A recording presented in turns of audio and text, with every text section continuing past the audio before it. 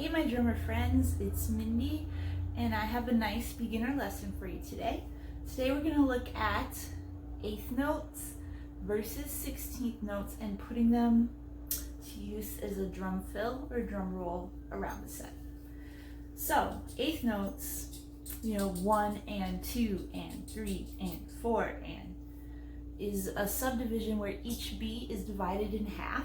The ands are the halves. So if you have a measure of 4/4, each of those 4 has 2, a 1 and 2 and 3 and 4 and. Thus eighth notes because there's 8 in a measure. 16th notes are 16 in a measure, and so each of those 4 beats when you're in 4/4 has 4, a subdivision of 4. So the 1 and the and are still there, but in between the 1 and the and are E and A. So you would count a measure of 16 notes as 1 E and a, 2 E and a, 3 E and a, 4 E and a. Now when you're playing a beat, let's play a nice easy beat with eighth notes on the hi-hat. So the hi-hat's doing the 1 and 2 and 3 and 4 and.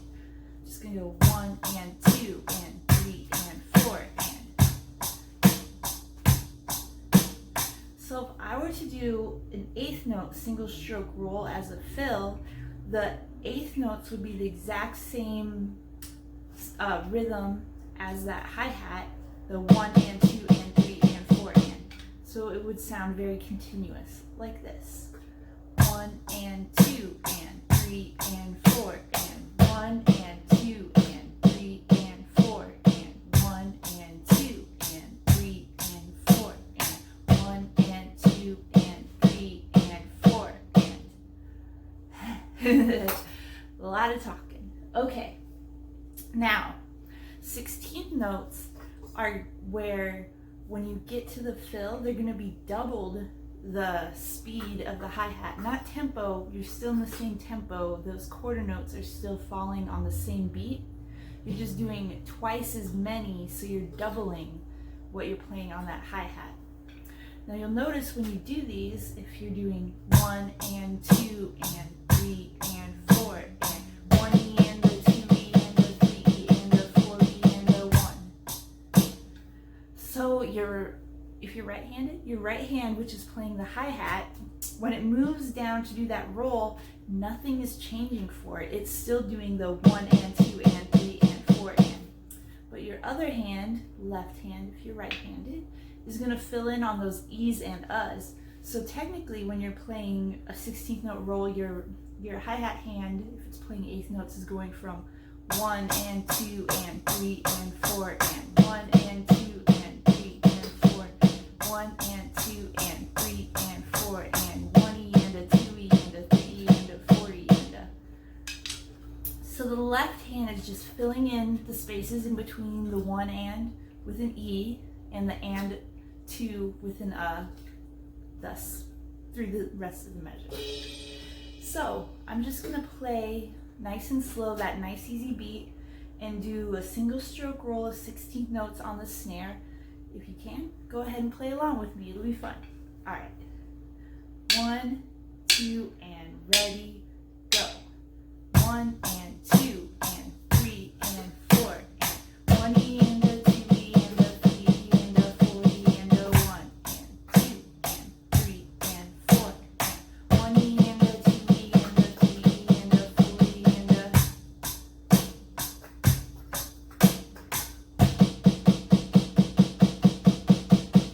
1, 2 and 3 and 4 and 1 E and a 2 E and a 3 E and a 4 E and a. Cool.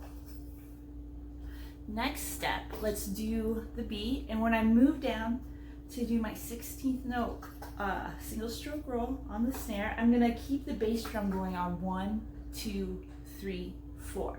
So the bass drum's going to hit on all those downbeats, and for each bass drum hit, there'll be 4 hits on the snare, the 1 E and a, 2 E and a, 3 E and a, 4 E and a. Play along with me, guys.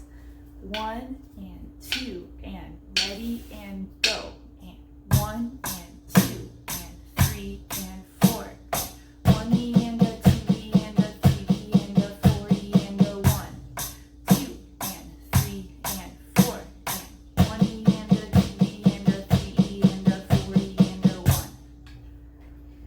Next step, we're gonna take that and we're gonna move it around the kit. So my electric set has 3 toms in the snare. So I have 4 drums to work with. I'm gonna put 1 beat on each drum, so each drum will get 4 hits. So 1 eanda, 2 eanda, 3 eanda, 4 eanda.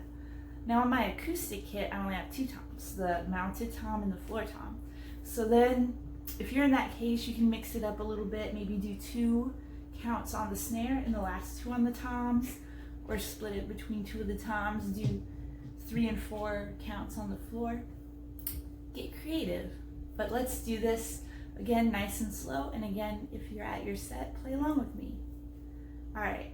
1 and 2 and ready and go, and 1 and 2 and 3 and 4 and 1 eanda, 2 eanda, 3 eanda, 4 eanda, 1, 2, 3 and 4, 1 eanda, 2 eanda, 3 eanda, 4 eanda, 1. Cool. And now I'm just gonna example it. I'm gonna speed it up a few times so you can kind of see how when you pick up the tempo, it starts sounding really cool. All right. 1, 2, 3.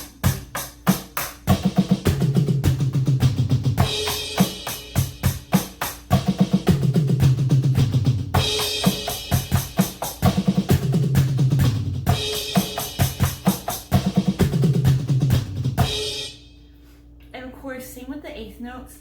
When you're moving drums, try to keep all the playings coming from your wrist. When you're moving, you're not playing with your arm. You're still playing with your wrist. All you're doing is adjusting the arm position, and you might be like doing a little bit of a swivel with your core to reach those drums. But always try to have that nice triangle sticks in this nice position where you can do your nice wrist movement. Yeah. And normally I feel like I'm a little less tilted this way, but I'm talking to you guys. So. All right, if you do have any questions on this, subdividing the 16th notes versus the 8th notes, go ahead and hit me up. And don't forget, practice this with your metronome so you get nice and tight. That metronome click is gonna land on the 1, 2, 3, 4, and then the eandas will be what's in between. So you need to, with your mind, with your sense of rhythm and your music in your heart, you're gonna divide each of those clicks into 4. So 1 eanda, 2 eanda, 3 eanda, 4 eanda. If you're doing this exercise, the bass drum's going right there with that beat. And I'll probably do another video on subdividing the metronome, but this is just a nice beginner video to get you doing those 16th notes. All right, thanks guys, I appreciate it. My name is Mindee. Thank you for listening. Bye.